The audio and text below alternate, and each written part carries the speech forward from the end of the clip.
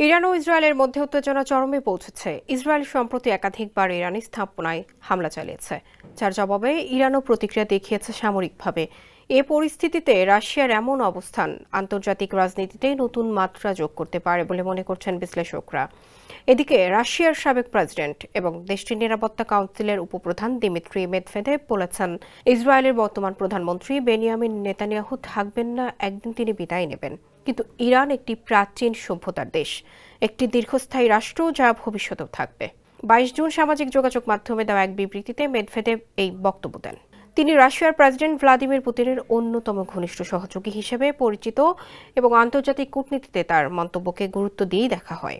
Medvedev বলেন, ইসরায়েলের প্রধানমন্ত্রী নেতানিয়াহু একদিন বিদায় নেবে, কিন্তু ইরান থাকবে, তার ভূখণ্ড থাকবে, তার জনগণ থাকবে, তার সংস্কৃতি থাকবে। ইরান ইতিহাসে ছিল, আছে এবং থাকবে।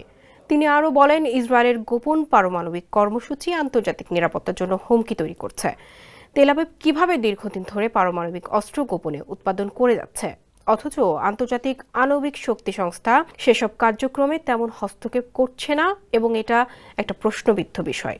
তিনি তীব্রভাবে প্রশ্ন তোলেন, কেন ইসরায়েলের জন্য পারমাণবিক কর্মসূচি গ্রহণযোগ্য আর ইরানের জন্য নয়? একই মানদণ্ডে বিচার হওয়া উচিত।